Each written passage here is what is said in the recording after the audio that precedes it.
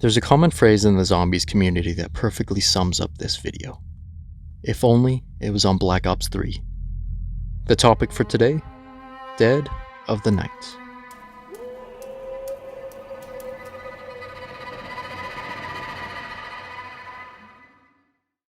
Now, some context real quick before I start with a deep analysis of this map. During the lifetime of Black Ops 4, I never really played the game, let alone knew about zombie maps. I heard a little bit about Alpha and Omega, but until COVID in 2020, I had never experienced the maps for myself, so take my opinion with a grain of salt. Also, Black Ops 4 is absolutely dumb and broken, and theater mode straight up doesn't work, so first person shots it is for this. Dead of the Night is one of the better ambient zombie experiences in Call of Duty, and there's something just so appealing about this map. The sound design, lighting, and atmosphere all play a part in this.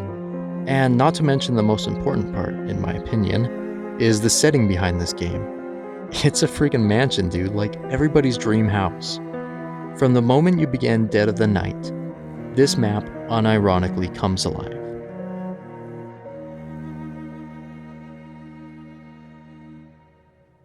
At first glance, the first few moments are ruined by the talking of the characters, which I definitely agree with. They needed a better cast of characters that weren't so annoying to listen to for this map. But then comes one of the best parts, the music. What seems elegant and classy when first starting the game also brings a sense of danger and spine chill along with it. The map progresses similar to that of the early zombies map of Verrückt. You and your teammates are separated when first beginning the game.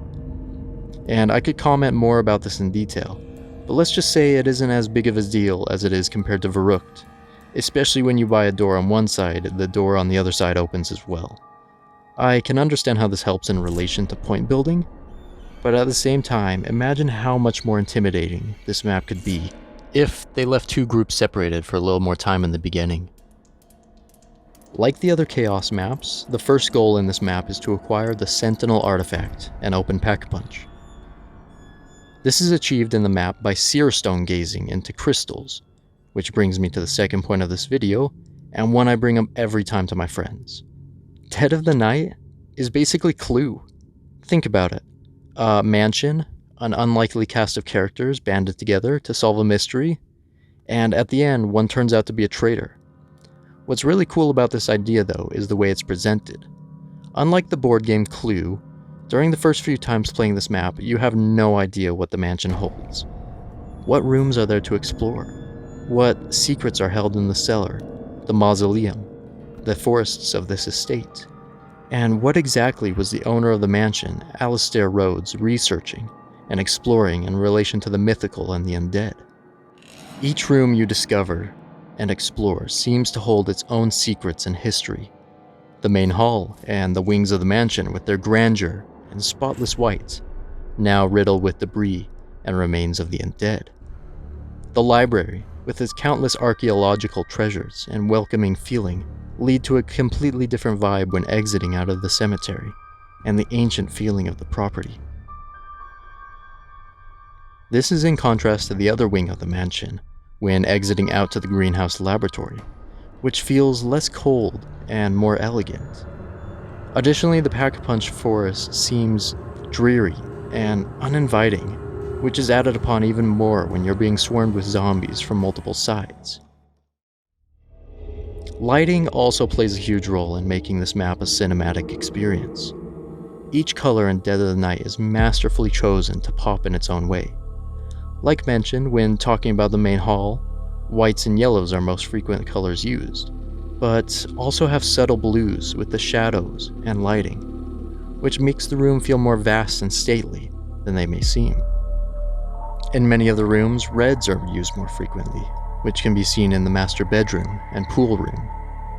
And of course, like mentioned as well, the outside areas are lit appropriately to correlate different emotions. There are some other colors that stand out, however, which I think about a lot when it comes to Dead of the Night. The crystals which you gaze in, as well as the different Pack-a-Punch challenges. The light colors of green, blue, and purple accent the cooler colors which are found in the mansion, and the clock challenge with its Wraithfire blue accentuate the mystery even more. However, the color that stands out the most is none other than the wonder weapon of this map, Alistair's Annihilator. What first begins as an acid green, then turns into a teal and blue color scheme. Some of the most iconic wonder weapons in Call of Duty Zombies have had the color scheme of acid green. The ray gun, the blundergat, and even things like traps all have shared the similarities. And this isn't even to mention the main quest itself. Now, let's be honest, Dead of Night is an intimidating map, as well as one of the least popular maps. When I first looked at this Easter egg guide, I felt a little overwhelmed with all the spawn locations, parts, and intricate steps which take place along the way. It's not easy by any means. One of the first steps of the egg is literally to craft the Annihilator, which is no easy task in itself, especially with the mushroom step. And in co-op online, the Atlas puzzle step isn't even an option unless all people shoot the top of the mausoleum lightning rod, which then in turn activates the step of the Easter egg.